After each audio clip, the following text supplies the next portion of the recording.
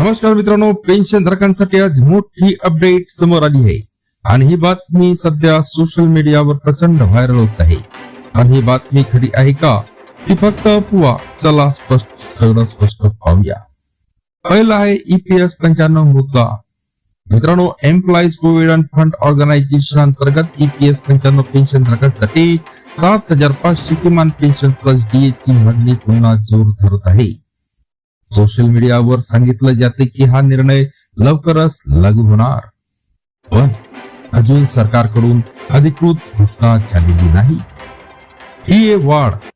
मित्रांनो, government of India कडून pension धारकांसाठी 4% DA वाढ होणार अशी चर्चा आहे.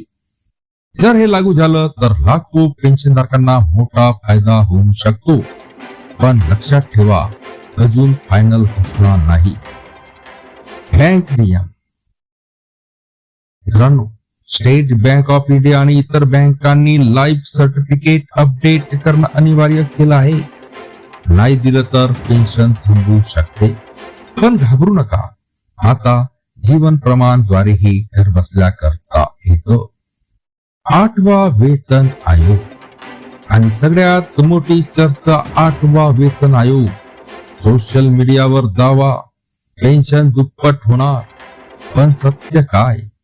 अजून आयोग ऑफिशियली लागू झालेला नाही. म्हणून मित्रांनो, कोणतीही व्हायरल बातमी पाहून लगेच विश्वास ठेवू नका.